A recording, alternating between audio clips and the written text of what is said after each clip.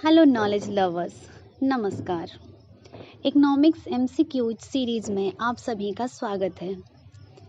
Topic wise economics के कुछ चुनिंदा प्रश्नों को लेकर हम हाजिर हैं और आज के सभी प्रश्न बहुत ही महत्वपूर्ण हैं। हर वो व्यक्ति जो इकोनॉमिक्स संबंधी परीक्षाओं की तैयारी कर रहा है, चाहे नेट जेआरएफ हो या टीजीटी पीजीटी हो या फिर डिग्री कोर्सेज, सबके लिए ये प्रश्न उपयोगी सिद्ध होने वाले हैं। साथ ही साथ हम ये भी बता दें कि इकोनॉमिक्स की पढ़ाई करने के लिए आप सभी हमारे चैनल को सब्सक्राइब करना बिल्कुल ना भूलें। बेल आइकन ज़रूर दबाएं ताकि नए वीडियो की नोटिफिकेशन सबसे पहले आप तक पहुंचे। वीडियो को लाइक करें और अपने जानने वालों के साथ, दोस्तों के साथ शेयर करें।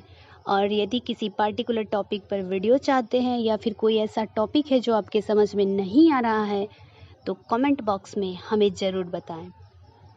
एक बात हम आपको बता दें, इकोनॉमिक्स बहुत ही इजी सब्जेक्ट है, बशर्ते कि इसे जीवन से जोड़कर पढ़ा जाए। इस बारे में हम आगे की वीडियोस में चर्चा करेंगे। फिलहाल हम इकोनॉमिक्स एमसीक्यू सीरीज को शुरू करते हैं। Hello knowledge lovers, MCQ series के आज के टॉपिक में आप सभी का स्वागत है। आज का टॉपिक है व्यापार एवं आर्थिक विकास, ट्रेड एंड इकोनॉमिक डेवलपमेंट। तो शुरू करते हैं। पहला क्वेश्चन, प्रतिक्षिप्त प्रभावों का सिद्धांत दिया है। Option A Nurkse, option B Hirschman, option C Myrdal and option D Singer. प्रतिक्षिप्त प्रभावों का सिद्धांत किसने दिया है? Right answer is Myrdal. Myrdal ने दिया है प्रतिक्षिप्त प्रभावों का सिद्धांत। अगला क्वेश्चन, आर्थिक विकास में विदेशी व्यापार की भूमिका होती है। ऑप्शन ए भूमिका रहित, ऑप्शन बी महत्वपूर्ण, ऑप्शन सी सामान्य, ऑप्शन डी इनमें से कोई नहीं। आर्थिक विकास में, देश के आर्थिक विकास में विदेशी व्यापार की भूमिका कैसी होती है? देश के आर्थिक विकास में विदेशी व्यापार की भूमिका बहुत ही महत्वपूर्ण होती है। विदेशी व्यापार देश के आर्थिक विकास में बहुत महत्वपूर्ण भूमिका निभाता है। अगला क्वेश्चन, इनमें से किसने विदेशी व्यापार को आर्थिक विकास का सहायक माना है? विदेशी व्यापार देश के आर्थिक विकास में सहायक है, यह बात इनमें से किसने कही है? Option A singer, option B Mill, option C प्रेबिस एंड ऑप्शन डी इनमें से कोई नहीं। तो मिल ने कहा है कि विदेशी व्यापार देश के आर्थिक विकास में सहायक है। अगला क्वेश्चन, नॉकसे के संतुलित विकास नीति का समर्थन किया है। नॉकसे एक अर्थशास्त्री हैं, उन्होंने संतुलित विकास नीति दिया है। तो उनकी संतुलित विकास नीति के समर्थक कौन है इनमें से?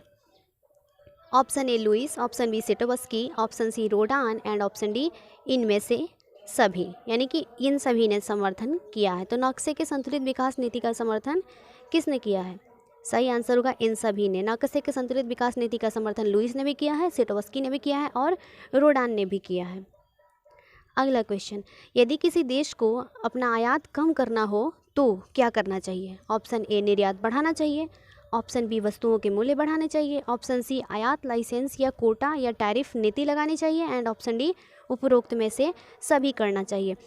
देखो, यदि किसी देश को अपना आयात कम करना है तो उसे आयात लाइसेंस या कोटा या टैरिफ नीति लगानी चाहिए। निर्यात बढ़ाने से आयात कम नहीं होगा, न ही वस्तुओं के मूल्य बढ़ाने से आयात कम होगा।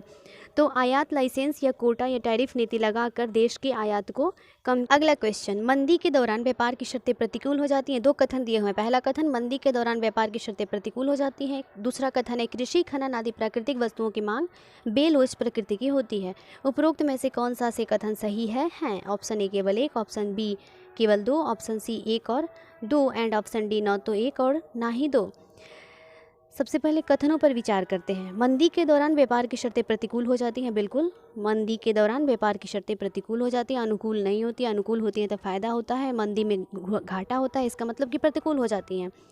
दूसरा कथन कह रहा है कि कृषि खनन आदि प्राकृतिक वस्तुओं की मांग बेलोच प्रकृति की होती हैं। बिल्कुल बेलोच प्रकृति की होती हैं, प्राकृतिक वस्तुओं की मांग बेलोच प्रकृति की होती है। तो ये भी सही है। जिसका सही आंसर होगा सी, एक और दो दोनों ही कथन सही है। अगला क्वेश्चन, आयात प्रतिस्थापन का क्या उद्देश्य होता है? ऑप्शन ए व्यापार संतुलन को ठीक करना, ऑप्शन बी कथन 1 व्यापार संतुलन को ठीक करना, कथन 2 विदेशी मुद्रा की बचत करना, कथन 3 देश में औद्योगिक विकास को बढ़ावा देना एंड कथन 4 आय के असमान वितरण को कम करना। कूट दिया है ऑप्शन ए 1 और 2, ऑप्शन बी 1, 2 और 3, ऑप्शन सी 1, 3 और 4 एंड ऑप्शन डी ये सभी। आयात प्रतिस्थापन का मुख्य उद्देश्य क्या होता है? आयात प्रतिस्थापन का मुख्य उद्देश्य होता है व्यापार संतुलन को ठीक करना, विदेशी मुद्रा की बचत करना और देश में औद्योगिक विकास को बढ़ावा देना। ये तीनों कथन सही है, इसलिए इसका सही आंसर होगा 1, 2 और 3।